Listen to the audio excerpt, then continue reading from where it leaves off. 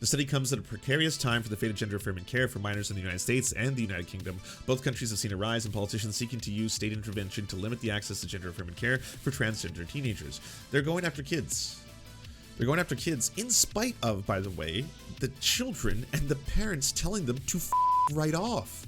This, like, stay the out of our healthcare.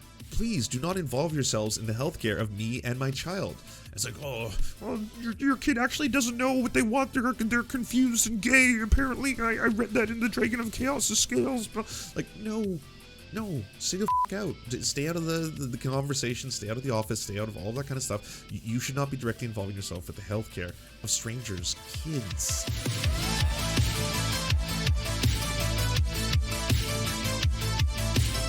So this is a weird thing to see. Trans movement anti-gay ? What do you think makes the trans movement anti-gay? Even though you are completely correct in that there can be gay people who are trans. Yes, absolutely. These are separate categories. Yes, gender and sexuality, separate things. But what's your guess on what about the trans movement is anti-gay? What prevents it? Because if you thought the worst possible fucking take by Jordan Peterson first, and then useful fool Dave Rubin to back up his bizarre anti-scientific claim. Leave them the hell alone. A very large proportion of kids with gender dysphoria grow up and are homosexual. Yes. What that certainly means is that the vast majority, and it might be as high as 80% of the kids who are being convinced now that they inhabit the wrong bodies and are being surgically mutilated in a permanent, terrible manner, the overwhelming majority of them are gay. When I was growing up, or 10 years old, I was playing with G.I. Joe and Transformers. Okay, so yes, this is the story that he tells in his horrifyingly bad book as well, and he thinks it's super clever, and it's basically, it's the same story that every conservative has. Matt Walsh turned it into a children's book. It's like when you're a kid, you're just super stupid and don't know anything, and you think everything is make-believe, and you believe in lies that we parents tell you, but you believe in things like Santa Claus and Jesus Christ, and yeah, whatever we say. So you're too dumb to know things about yourself, and so we should probably ignore when you talk about anything. This would not apply, by the way, to if a kid was like, my tummy hurts, would you be like, you're just like, you're an idiot, you have no idea what you're talking about? It's like, no, but my tummy really hurts. It hurts more now than it was hurting before. Like, no, you're too stupid. Okay, go play with your Barbies. Don't think about it. It's like, I'm in a lot of pain though. They have no idea what you're talking about. They don't know anything about themselves. I liked war and battle and all of those boy thought of things. Now there are plenty of gay kids that are growing up that like Barbie, or they like, dressing up, or whatever that might be. In today's world, the teacher at the school or the administrator or the gender expert or whatever would probably be coaching them towards saying that they were trans, where they would have left someone like me alone. So in an odd sense, the trans movement is extremely anti-gay. Mm-hmm. There are gay people who are very effeminate, but they still happen to be men. Okay, so let's recap, because we just had a sermon and we learned some things. We got some new information. Apparently, according to the good doctor, that there is a very large amount of people within the supposed trans community that happen to simply be homosexuals. This is a very common both transphobic and homophobic trope that is repeated frequently on the right. You even heard Dr. Peterson say, the numbers could be as high as 80%. There's so many dragons of chaos, but only one mother. Oh, bring me the brush, Rubin. He used 80%. That sounds very, very high. That's scary. So nearly 80% of people who identify as trans could actually simply be homosexual, because apparently these numbers make sense, even though they're kind of based on nonsense. But a new study came out, and I say a new study as in yet another study, because there's so many studies. There's so much data on this. It's just, again, I have to use the term tsunami. It's an unbelievable amount of data, and it's always coming in from different parts of the world. Doesn't matter where you look, doesn't matter who you study, doesn't matter where they are based. The same results seem to be replicated over and over and over again. But yet here we are. Trans teens don't abandon hormone therapy as adults, study finds. Right-wing politicians say adolescents who start gender-affirming care regret it later on. The science says otherwise. Transgender teenagers who begin with gender-affirming treatment using puberty blockers are overwhelmingly unlikely to discontinue hormone replacement therapy moving forward, according to a new study published Thursday by The Lancet. The Gender Identity Clinic of Amsterdam, UMC Hospital Center in the Netherlands, concluded the study recruiting 720 adolescent patients who had been diagnosed with gender dysphoria and puberty blockers. Of the cohort, 98% reported continued use of hormone replacement therapy in a follow-up after starting. To our knowledge, this study is the first to assess continuation of gender-affirming hormones in a large group of transgender individuals who started medical treatment with puberty suppression in adolescence. These results run contrary to one of the major political talking points against the gender-affirming care of transgender youth, that kids, when given time and space, largely move past gender dysphoria. This false narrative has been used to justify bans for gender-affirming care, despite the study confirming past research about transgender youth who seek medical transition for gender dysphoria.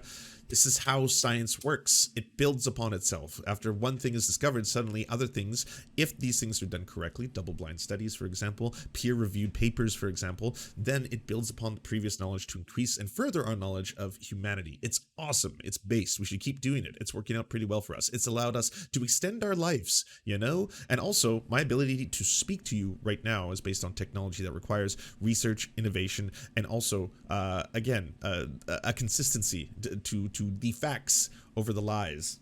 Due to data collection limitations, there's no conclusive data that the patient stopped pursuing hormone treatment due to regret or desire to detransition. The study's authors speculated those who stopped could have done so due to non-binary gender identities, satisfaction in their medical transition, lack of knowledge about continued care of following gender-affirming surgery, or cost. The key message of the study is the majority of people who went through thorough diagnostic evaluation prior to starting treatment continued gender-affirming hormones as a follow-up. Dr. Marian van der Loos, physician at Amsterdam and the co-author of the study, told the Daily Beast. This is reassuring regarding the recent increased public concern about the regret of transition.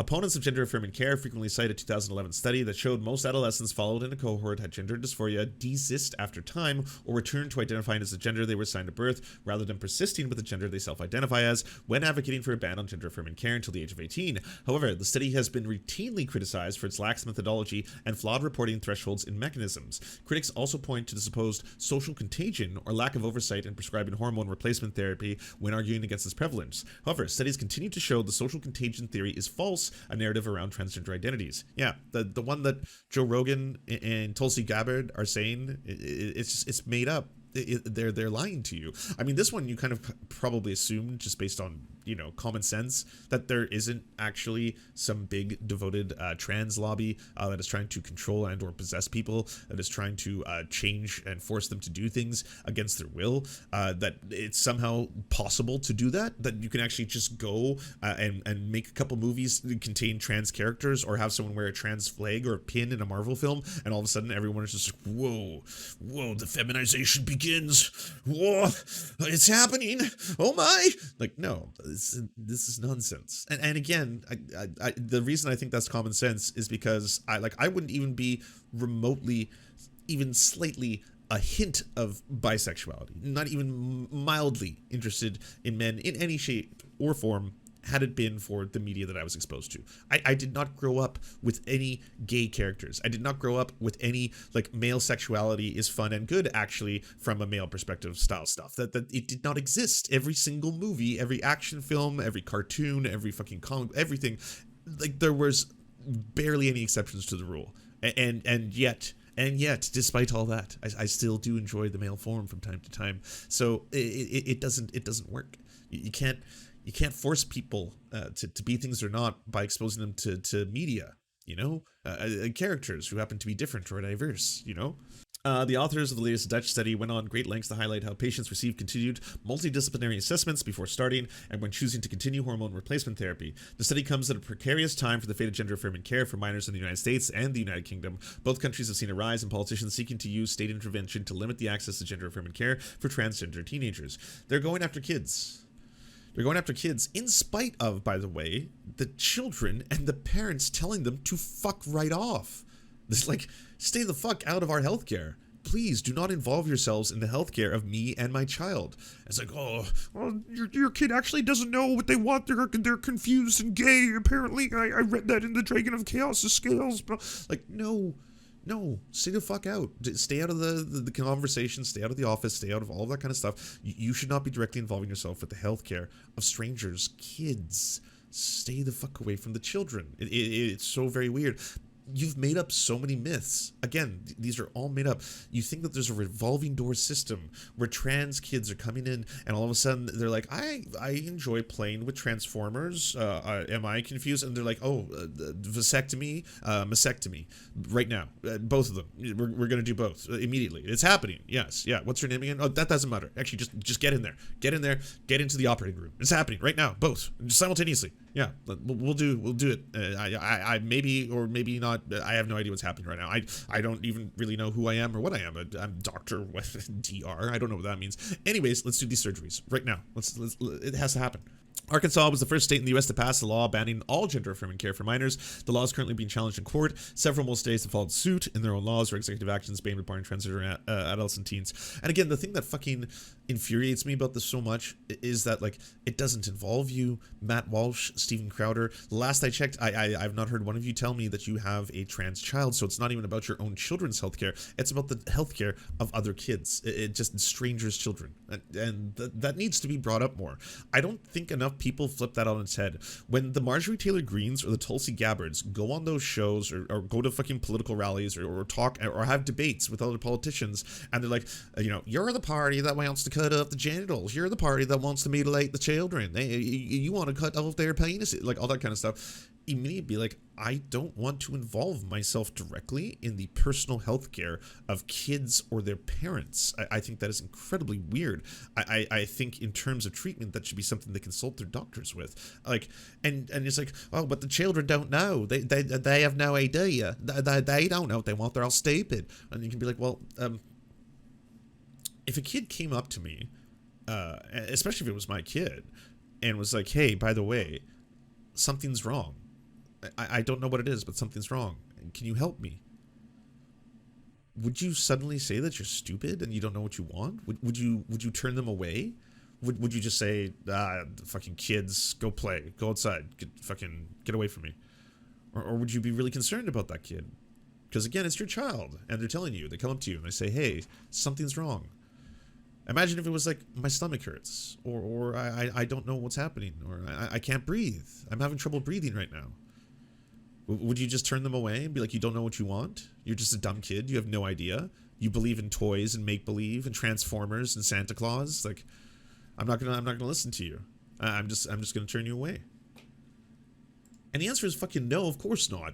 Of course. Steven Crowder, for all his things, I do not think tortures his own children. So I'm assuming if his kids came up to him and were like, Daddy, something's wrong, he would listen to them. But I guess up to a point, maybe. I'm not entirely sure. I don't know when he would suddenly be like, oh, what? You're trans? Nope. Nope, that's Satan.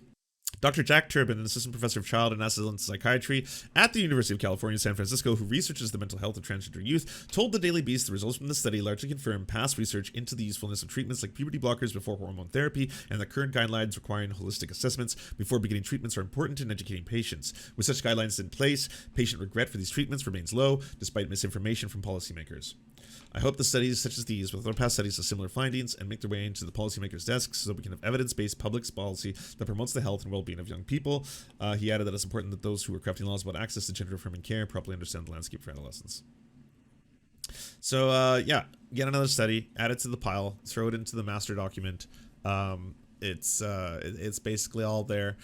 And yeah, they are not based on facts. They are based on feelings. They are all very scared, and they're making other people very scared. And there's a lot of things that probably are reasons for the people to be scared and upset and afraid. A lot of them happen to do with the systems in place that are oppressing them, and fucking how the economy seems to get worse. Inflation seems to get higher. Job market prospects are worse. Yet the people who have the most are becoming infinitely wealthy in the process. All of that probably plays largely, but no one wants to tell you that on the right. They want to distract you. with all this, distract you, because very scary things are happening. Not the things that are actually happening. You need false consciousness. We're gonna have to distract you on this one. So it's trans people and people, trans children and trans doctors and trans athletes, and they're everywhere, and then they're the ones that are destroying your lives. So you have to get real active. Spend time out of your day going to go see Tulsi Gabbard and Matt Walsh talk about how trans people are really scary. So there's that. Be afraid, everyone. Oh, and fuck these guys. Do you enjoy the Serfs but prefer not to have to use your eyeballs? Many are saying this. Well, we've got the solution for you. It's the Serf Times in podcast form, available on most major podcasting networks now. If you enjoy it, please consider leaving a good review and feedback, because it really helps the show out, apparently, and it's free, just like the podcast. To our gods, Xander Corvus and Peyton L. Juste, we shall spend many a generations building mighty cathedrals in your honor. To our monarch, Tom Spiker, we are but your oafish jesters, here to offer you a laugh at any opportunity. To our brave knights of the Round Table, Rachel K., Izzy Solidarity, Victoria Bell, Sebastian Demmel, Mark Harmon, Benji Arney, Scary Earth Human, Tony, DM Rivera, Resident Scarecrow, Sir Nickus, Cheryl Alvarez, Ruby Kelly, Brandon, Words Greenwood, Everything Important, Hegbert Celine, Matthew Scarborough, Stellar Vision, Ariane McCarthy, Doug Cady, Daniel Sutton, Jenna Tao, Dark Puppy, Quiet One 85, Anna Loves Riley, Omni, Riley and Anna, Poodlehawk, Multimondi, Trevbot EXE, Brian Ephraim, Anthropophojack, Catherine, Ramon Acosta, Incosin, Ralph Parler, Violent Orchard, Political Puppy, La Media Panza, Todd Buckingham, and Todd La Jeunesse. We salute our valiant heroes off to fight injustice everywhere.